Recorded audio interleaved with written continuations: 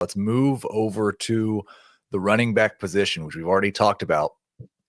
One of the deepest and also most top-heavy running back classes in a long time. Ashton Jeanty gets talked about as maybe the best running back prospect since Saquon Barkley.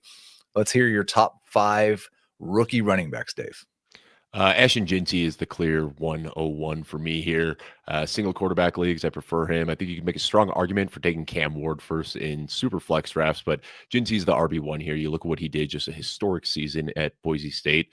But Omarion Hampton, he's got 4 inches of height and almost 20 pounds on Ashton Jeanty. And we got word from Tony Pauline out of Indianapolis that at the Combine, he found out that quite a few teams have Omarion Hampton ranked ahead of Ashton Jeanty. Now, I don't personally, but I do think that's noteworthy. You look at what Hampton, the size, he does have that prototypical RB1 size. Kind of reminds me of Jonathan Taylor with the build that he has.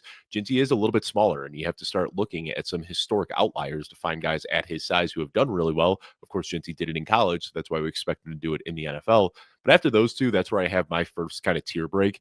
And then tier 2 is a nice, easy 3 for me. So that rounds out my top 5. In tier 2, I've got TreVeyon Henderson atop that list. Quinton Judkins right behind him. Both of those guys were tough to evaluate at Ohio State because of the pro-style offense they ran there.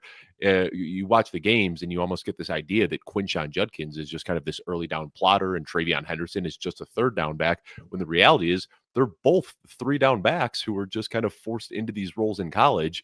TreVeyon Henderson, very underrated as a pass blocker. I think that's going to get him on the field for passing downs, but he could also handle the early down work. Judkins was a guy I had some concerns about in regards to his athleticism, but he answered those questions at the Combine with a great performance.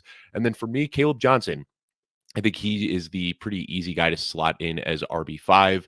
Also, like Quinton Judkins and like Omarion Hampton, he's got the prototypical RB1 size.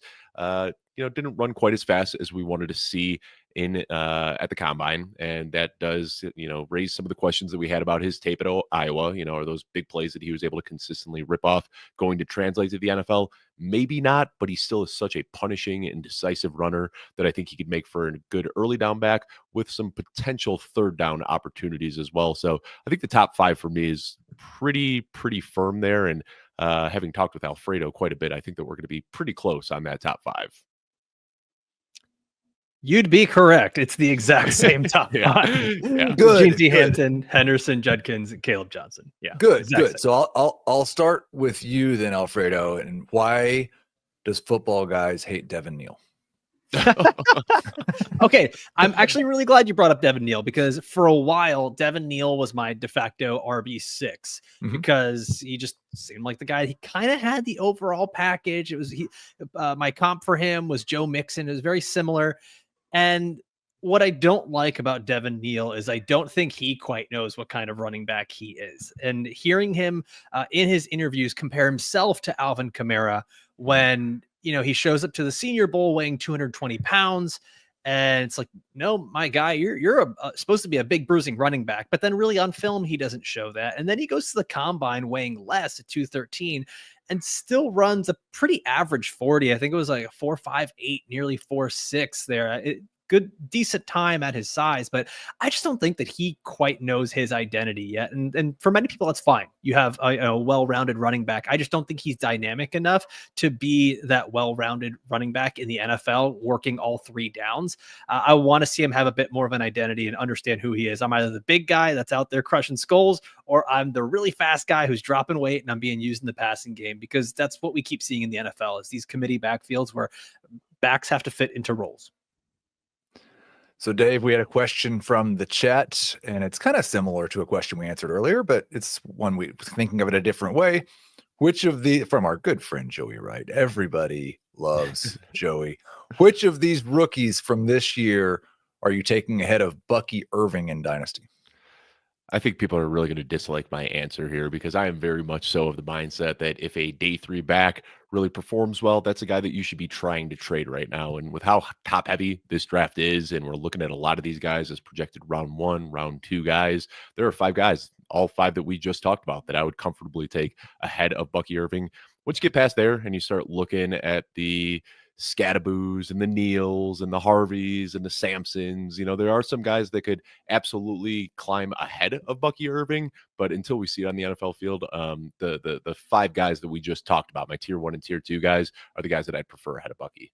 I would say that I have the top 3, and we all have the same top 3. I still like Henderson just a little bit more than Hampton, but if Hampton's the first back taken, that's obviously going to have to change. But those top 3 will all be ranked ahead of Bucky for me. And then it's possible maybe there's one more. Alfredo, we heard Dave mention earlier that at the Combine there was some talk that maybe Hampton is the first running back drafted. Maybe there's some team that likes Hampton more than Jeanty. It's maybe kind of a long shot at this point, but just hypothetically, how far ahead of Jeanty would Hampton have to get drafted for you to have a different RB1 in this class? I think it would probably have to be about a good 8 to 10 pick gap there. Okay. I mean, I think we see this happen all the time with skill positions where they are a little flat, and you might see a guy go 2 or 3 picks ahead of him, and that really shouldn't change a whole lot. That doesn't mean the NFL values that player as a whole that way. It just means one team valued another player a different way. So it would have to be a pretty sizable gap between them for me to just undo everything that we've seen from Ashton Jeanty for so long. And I think it's a lot to do with the landing spots too, more than just the pick value when it comes to the running backs. Because if you look at the top half, there are some really good landing spots for running backs, and there are some potential landmines. If a guy lands with Carolina, for instance, we know that he's going to be splitting with Jonathan Brooks down the road. If a guy lands in Chicago, we know that there's probably a pretty clear path to, a 3-down workload. San Francisco, could be the heir apparent for a guy like Christian McCaffrey, or maybe if the Jets take Jeanty, then we know that he could be in a split backfield with Breece Hall next year. So I think landing spots have a lot to do with these running backs as well. And if it does happen where, maybe New Orleans takes Ashton Jeanty, and we know that he's going to be splitting touches with Alvin Kamara, and Omarion Hampton lands in Chicago where he's going to be the clear 3-down back, that landing spot alone, even with Jeanty technically going first, might be enough for me to make that flip in my rankings. Who is your favorite back, Dave, that wasn't in one of our top 5s? I guess all of our top 5s. RJ Harvey. I love RJ Harvey. He is just one of those human joystick type of players. I think he still needs to develop a little bit. He doesn't always trust his footwork and his play strength. He does a lot of that big gain hunting where he's trying to swing balls out wide so he can hit the home run, and he hit the home run well in college. And it's frustrating because when he does run through tackles, he's got the footwork and he's got the savviness to be able to do that.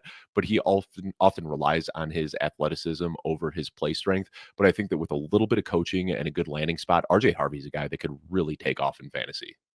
And you, Alfredo? LaQuint Allen for me. He's a guy, the best receiving back in this class by a mile, led the nation in receptions at the running back position, 100+ catches over the last 2 years, back-to-back 1,000-yard rushing seasons. He's a really smooth runner. He's got some excellent contact balance despite being a little bit more thin.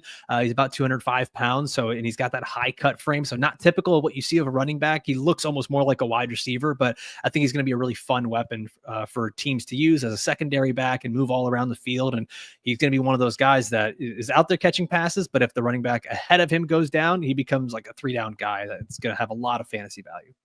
So we're kind of doing a bit of a seesaw here because we started with the quarterbacks that we aren't that excited about. Then we go to the running backs who everybody agrees it's an awesome running back class.